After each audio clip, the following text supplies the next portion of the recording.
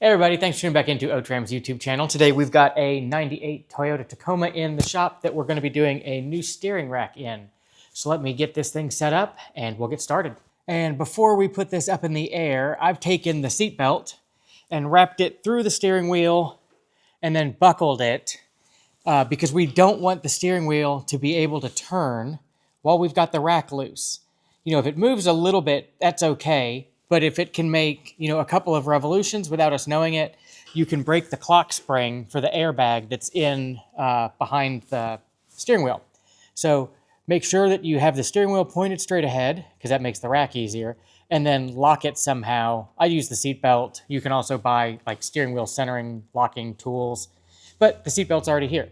Okay, so let me get this up in the air and we'll be back. So first thing we're going to do is loosen up this jam nut on the tie rod end. And normally I would put new tie rod ends on while I'm doing the rack. But this guy just put new outers on. So we're gonna leave them be. And I don't know if you can see it in the video, but I paint markered where the jam nut is. So I have a baseline of where to thread this back into when I go to put it back together, so it's, closer for when we go to drive it to alignment.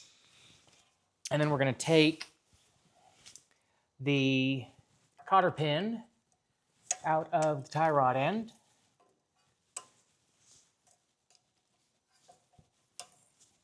Wiggle that guy out, and we can chuck that to the side because we're not going to reuse it.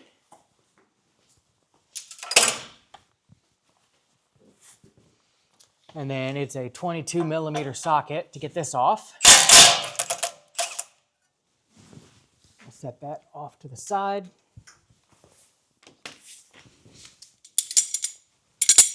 And then you can use like a tie rod puller like this guy to get in there and pop this stud out. And you can usually rent these from auto parts stores. I'm going to use a hammer nut instead. It's just a nut that's closed that you can thread on there.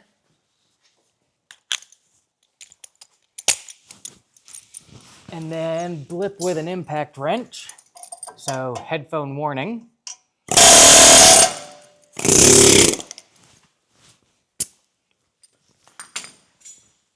I like using the hammer nuts, A, because it's fast and easy, and B, it makes it less likely that you damage this boot. And then we're going to thread this out. And if you hadn't paint marked that, you could also just count the threads coming out, to get you close enough for driving to the alignment shop. And then I also marked it, they're different driver to passenger, so I, marked it driver. And I'm going to go and do the other side, and then we'll move to the middle of the rack. And next, we're going to move up here to take the coupler loose of the steering rack. And of course, with the steering wheel pointed straight, the heads of the coupler bolts are facing the front of the truck. But you can kind of slip through behind the sway bar here from the side and get to the lower one, maybe.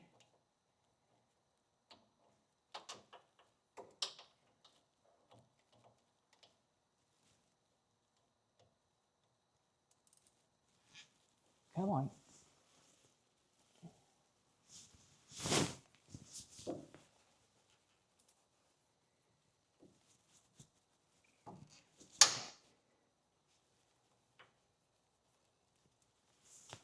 And that SOB is in there tight. Let me switch directions here. I'm going to switch over to one of my long ratchety wrenches and see if that's any easier.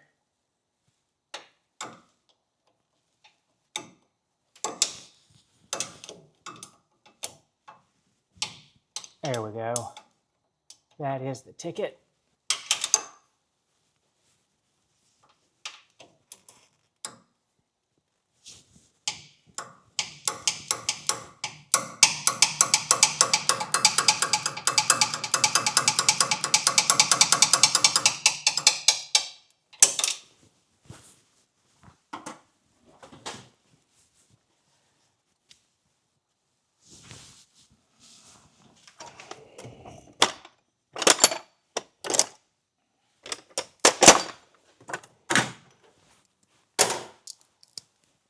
This would be easier if I could spin the steering wheel around, but I don't want to lose my centering because it's always fun when you go and you drop this off at the alignment shop and they call you and they're like, hey, we can't do the alignment because you didn't get the centering right when you put the steering wheel or the steering column back on.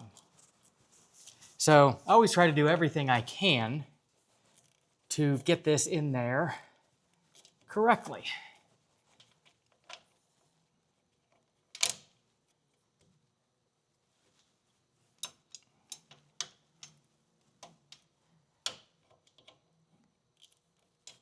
And I will probably fast forward through all of my struggling here.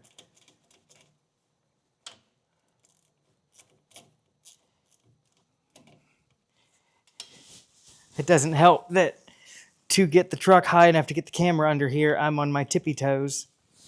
But there is our bolt for the coupler. And then there's another bolt a little bit further up that we need to just loosen so that we can slide the shaft upwards. I'm hoping I can do that. Nope. I was hoping to be able to do it with my little ratchet, but that's not going to be the case. There we go.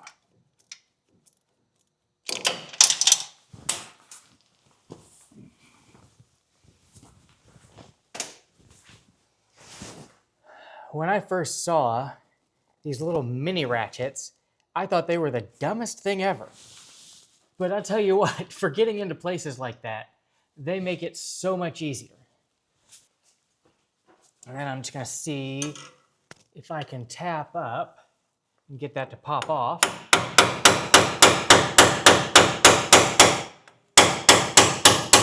There we go.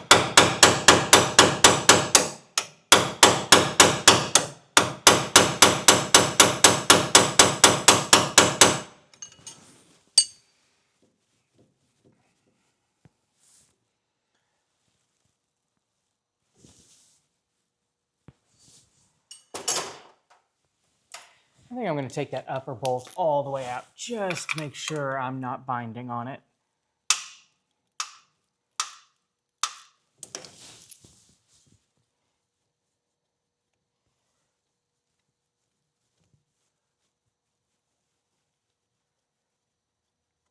And I sprayed all of this down with Freol before I started taking it apart. Because from doing this on like the 100 Series Land Cruiser, these can be a bear to get the couplers off of. Oh, there we go.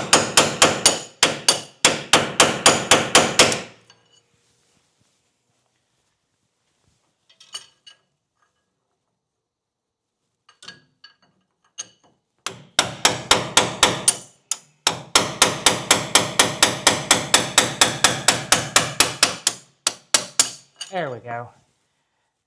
It's so much easier when you can get these to slide and you don't have to weasel the steering rack out from under it instead.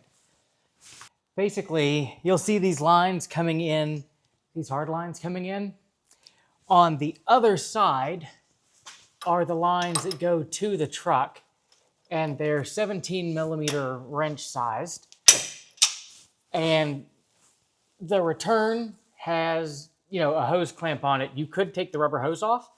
I'm just going to thread it out of the rack since I need to take the fitting out anyway. And sorry, I can't get you a better view. And you're also going to want a bucket down here on the ground because all of your fluid's going to come out. I've got a pile of oil dry down there, which I'm going to add to. And then the high pressure line is easier to get if you snake in kind of between the front diff, the CV axle, and the subframe. You can just barely get in there at an angle with a wrench. And luckily, this truck is insanely clean. Like there is zero rust on this thing. If these lines were rusty, this would be horrible to do. But they're both broken free. The low pressure is all the way out. So I'm going to see if I can undo the rest of the mounting on this and then pop this out so it's easier to actually undo the rest of that coupling.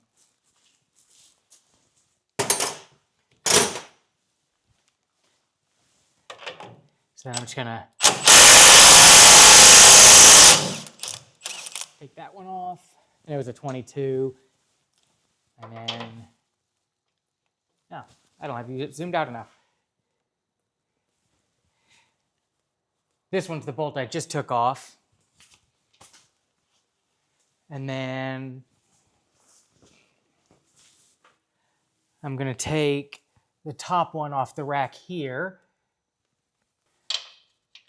And this one going in from the top is a 19.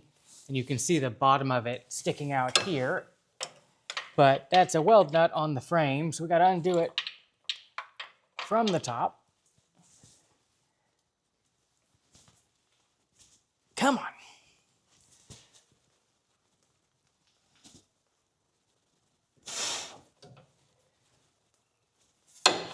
There we go.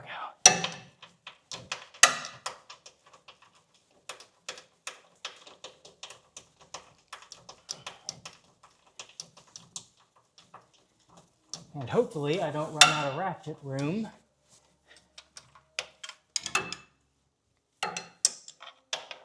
I'm getting real close to the transmission bell housing.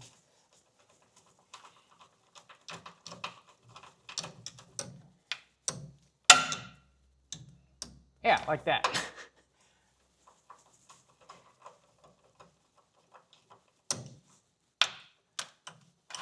I'm going to switch to a shorter socket.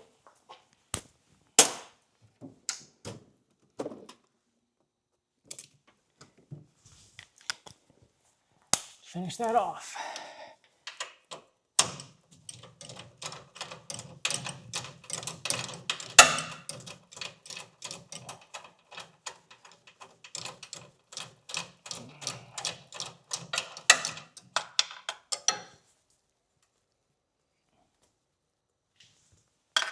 And that one just does not want to free spin out.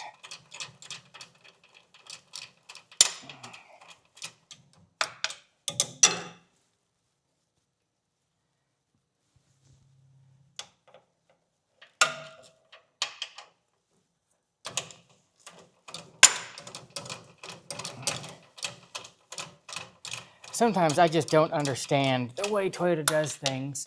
If they had put this bolt in from the bottom and put the solid nut on the top, this would be so much easier.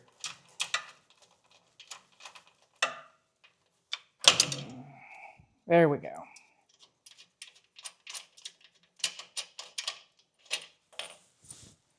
So there's our bolt out of there. And then over here, we've got two clamps, or two bolts on the clamps.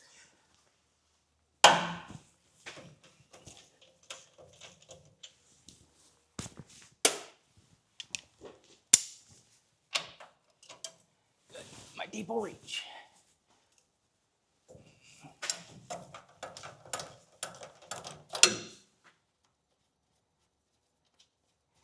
And we'll take this nut off the top.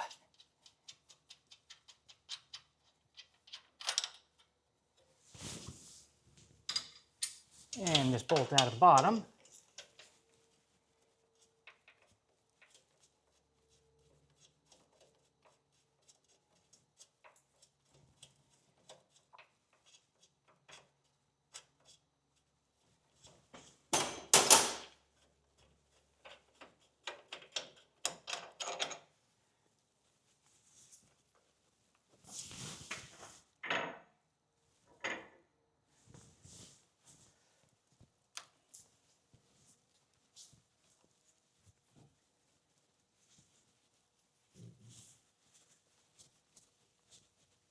Now this has been freshly painted, so I really don't want to whack it with a hammer to get it to come loose. Let's see if I can get a pry bar under there and get that to wiggle off.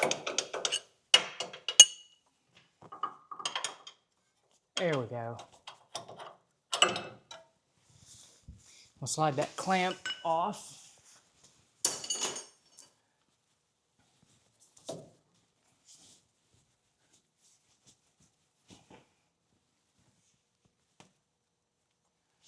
And get our pry bar again.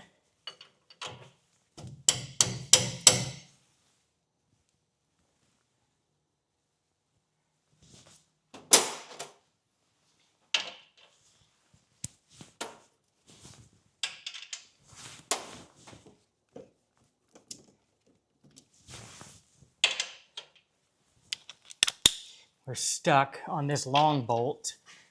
Let me see if I can back it out this way and see if that'll help us.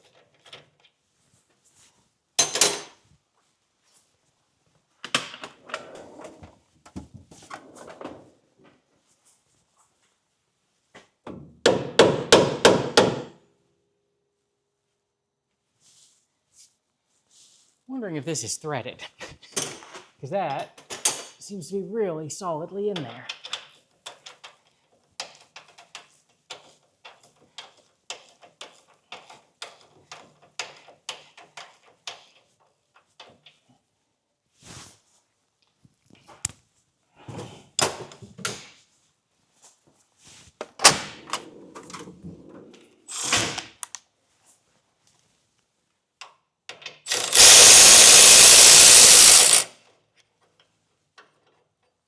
Hey, at least they gave us enough room to get the bolt all the way out.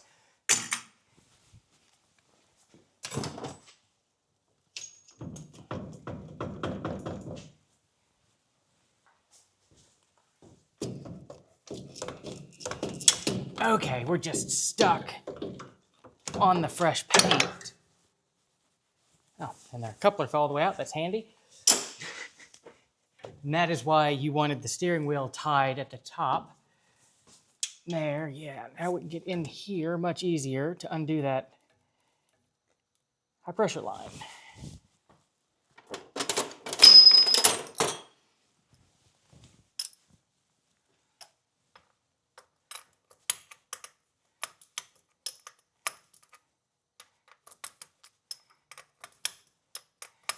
I keep making the mistake of looking back toward the light. I need the lights under here so you guys can see, but they are blinding on my end. Not that you can really see anything for this part.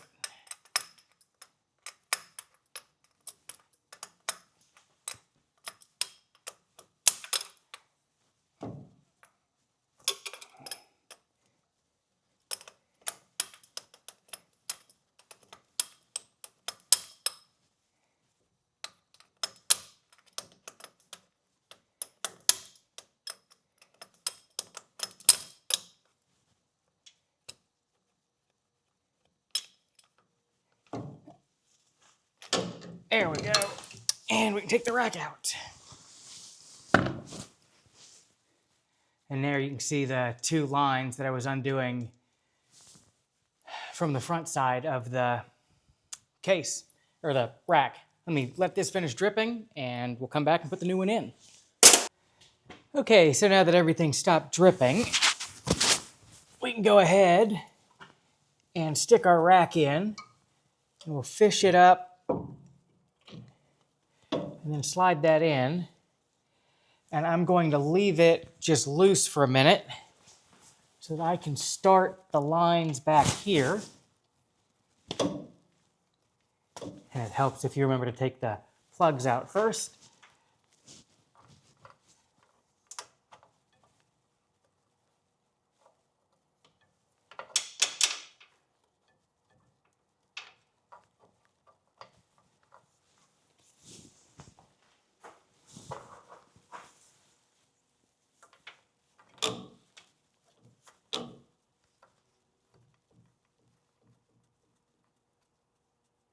And it's easier if you start the lines with the rack loose like this. You can wiggle everything and you have a better chance of not cross-threading the hoses when you're putting them back in.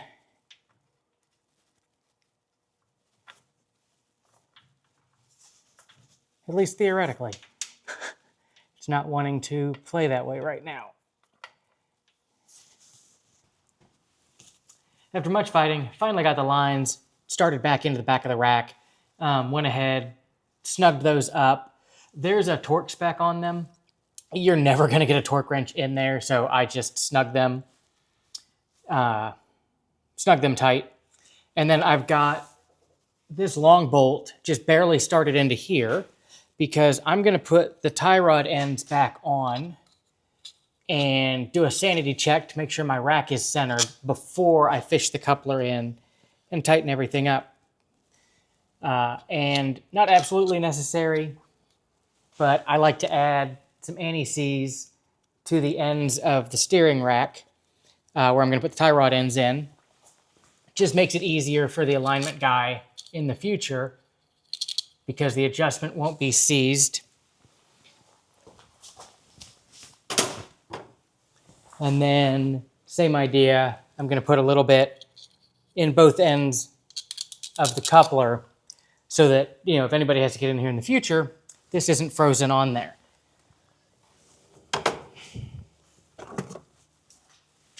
So I'm going to just lightly thread my tie rod ends in.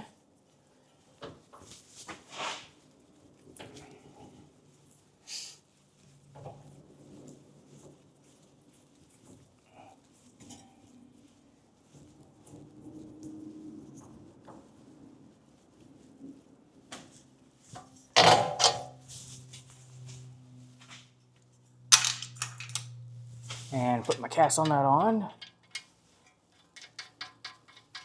And of course, looks like the lift post is right in the way of you seeing me put that on, but you can figure that out. I'll go over and do the other side.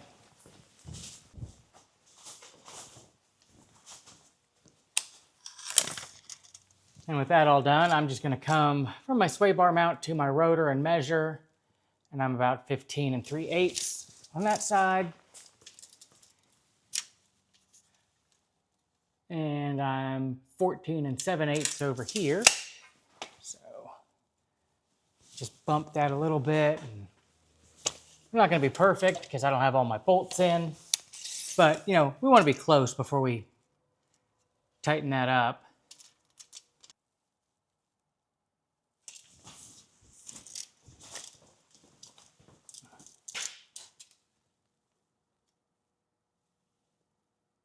Yeah, we're pretty close there. Like I was saying before, we just don't want to get to the alignment shop and have them tell us, hey, you've got to come pick this up and put the coupler back in straight because you didn't do it right the first time. And you're not going to be able to see it, but there is a flat spot on the shaft up there that corresponds to where this bolt goes through. So, when your bolt goes through like this, it'll land in the flat spot. So you just got to feel around and line that guy up appropriately. And for as easy as that fell off, sure didn't want, there we go. That guy's back on, and then we'll slip it back down, and then that coupler's on. So we should be pretty close, and now we can start putting the rest of the hardware on.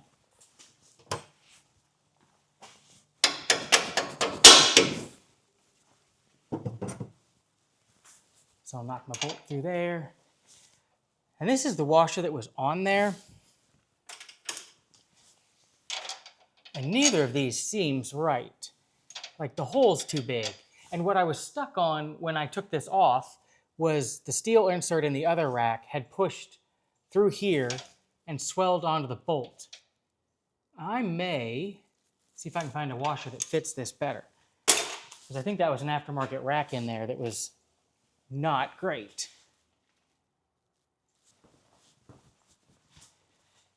Well, the only washers I've got that have the right size bolt hole are way too big to go on here. So I'm going to put this one on here for now. And then I'm likely going to call Toyota and see if I can get the proper washer for that. I'll put that on there lightly.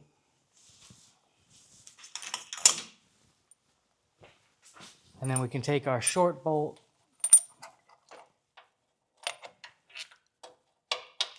and feed it down from the top. It was like whoever designed this rack just designed it so that everything was as difficult to reach as possible. And then I left the grommet on this side on the other rack.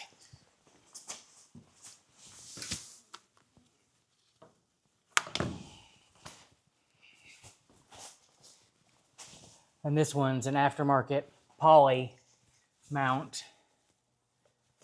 So we'll stick that back in there.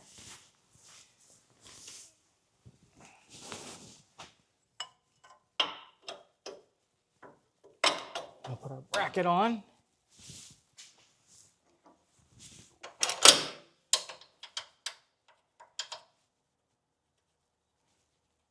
Get our long bolt down here started. And our nut up top.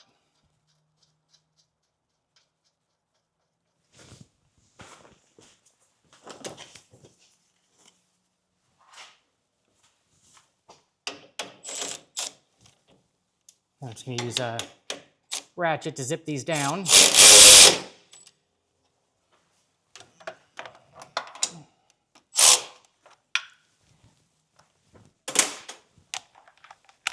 Forgot that one was a 19.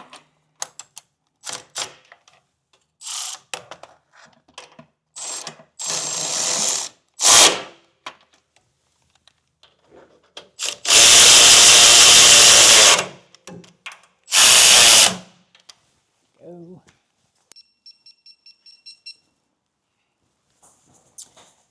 And the 19 headed bolts are going to get torqued to 123 foot-pounds.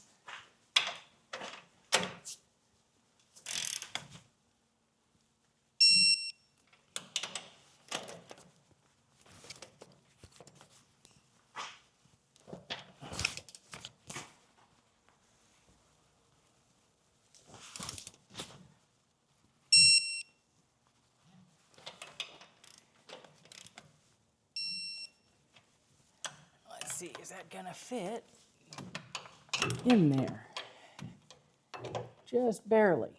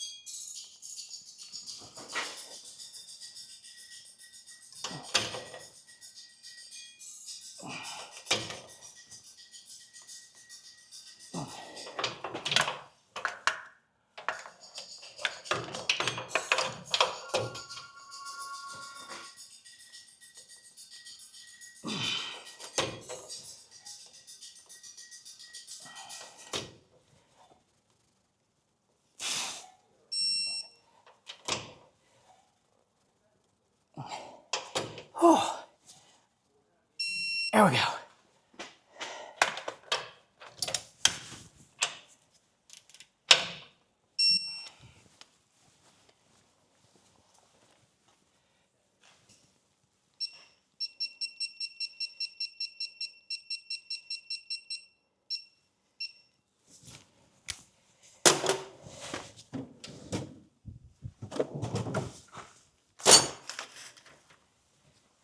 And then this one goes to 141. See if we can do this without having a backer wrench on it.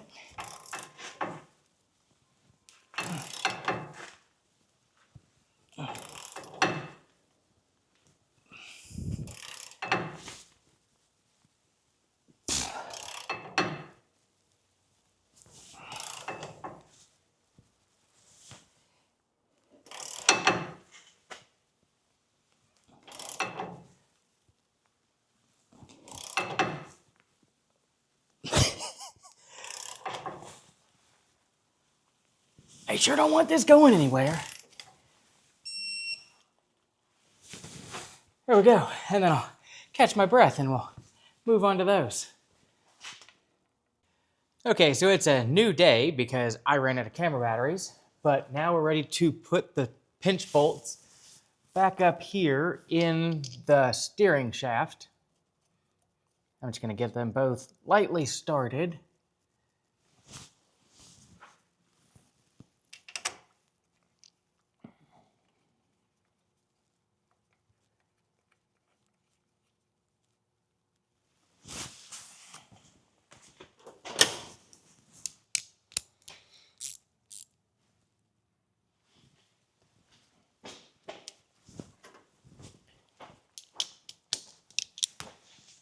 And these get torqued up to 26 foot-pounds.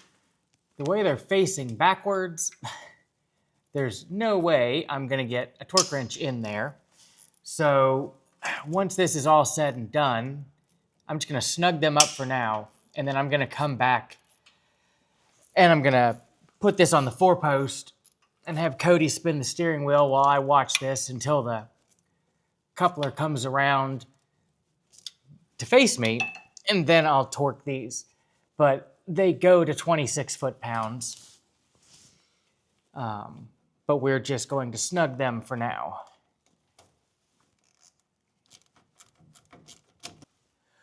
And then we can go ahead and tighten up our jam nuts.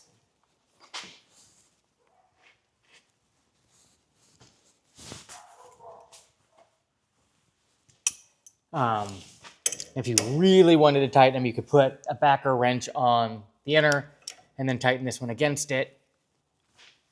That is tight enough for now because this is going to alignment and they're going to loosen these anyway. Now we can go ahead and torque the tie rod nuts, and those go to 53 foot-pounds. And need to go a little bit more. Little bit more. There we go. Put our cotter pin in. Okay, so everything under here is tightened up and secured. We've tightened up our mounts. We've tightened up our lines, our coupler, although we need to go back and tighten that again. Once we turn that around, we tighten these up. So I'm going to lower this down and we'll start putting fluid back in it. Okay, so we're ready to put some fluid back into our power steering reservoir. And I don't know if you guys are going to be able to read this, but if you read the cap, it says use Dexron type transmission fluid. A lot of times we get trucks in and they've had just regular power steering fluid put in them. And it seems like it's a lot easier for them to leak with regular power steering fluid. And I'm going to go get a funnel real quick.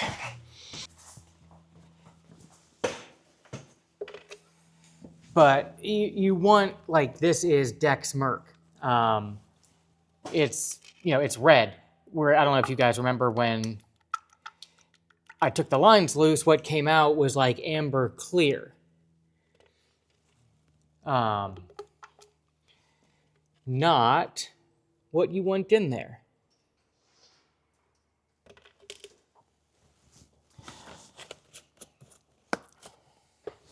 So I've put fluid in there.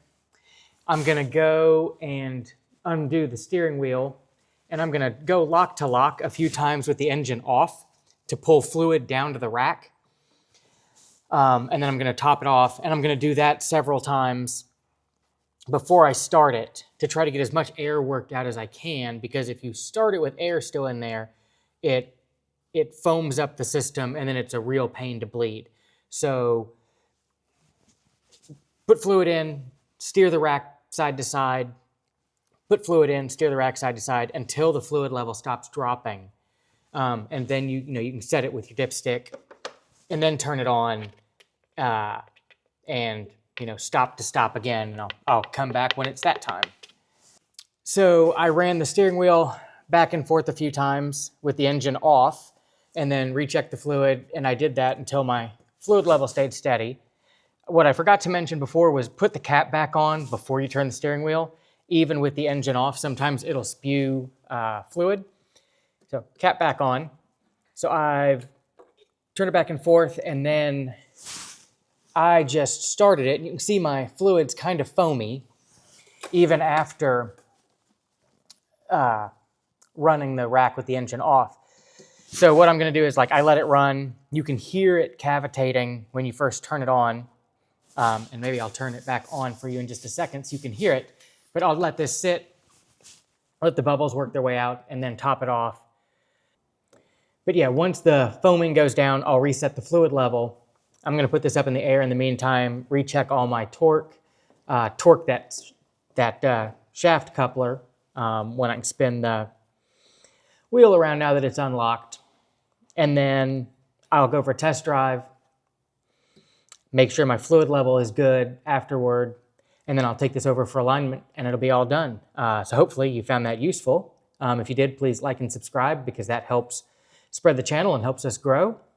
And I'll catch you on the next video. Thanks for tuning in.